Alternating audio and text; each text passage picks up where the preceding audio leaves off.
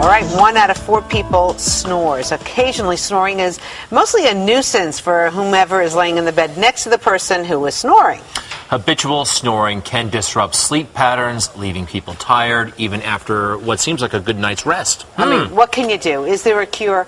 Dr. Eric Cohen, who is the director of the Cure Snoring Center here in the city, has some advice for us this morning. Doctor, what is somebody who fights snoring called? We saw it. We can't pronounce it. What is that?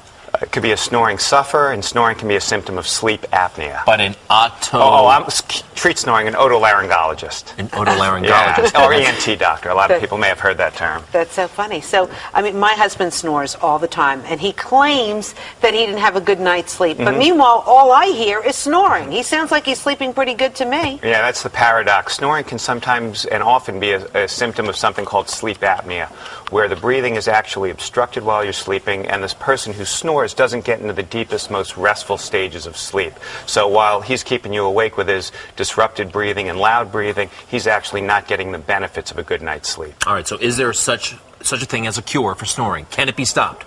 Snoring can be stopped, and there are a lot of different snoring approaches. or just certain cases of it?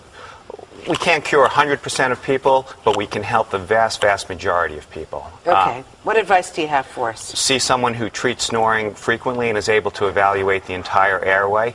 See someone who can differentiate snoring from sleep apnea. Snoring generally is thought to affect the bed partner of the person. Sleep apnea is generally thought to affect the health greatly. So see someone promptly and get it taken care of. This mask is going to affect the sleep partner. It is. Wow, Are you suggesting this is like what they drop down in the airplane in case of an emergency? What? The bag doesn't always inflate. This is called that's the mask that goes with a CPAP machine. CPAP stands for continuous positive airway pressure. So that mask goes on the sleep apnea's face while they're sleeping at night.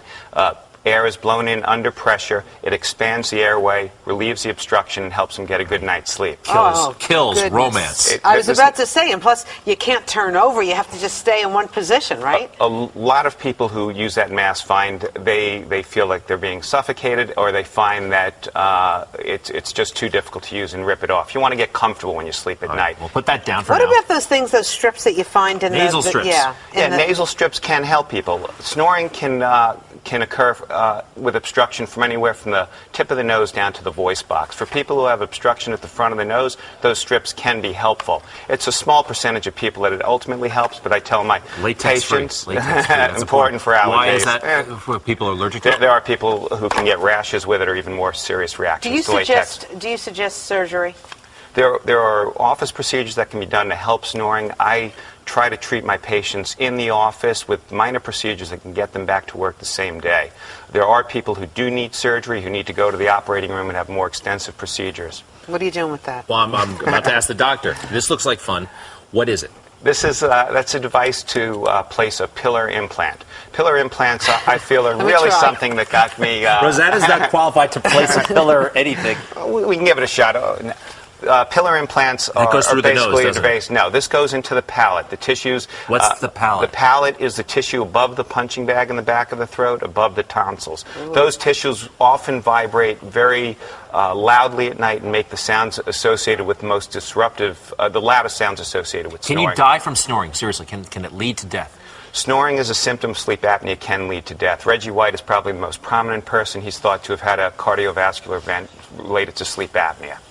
Dr. Eric Cohen, thank you so much for being here this morning. Good advice. Yeah. Thank you very much for having me. My pleasure. Anytime. Can I borrow that, though? It's yours. Thank you. Bye. Doctor, I don't think she can be trusted. For more information on the procedures to help with snoring, log on to myfoxny.com. It is kind of cool. Empowering. Right. Get myfoxny.com on your iPhone free at the App Store and stay connected.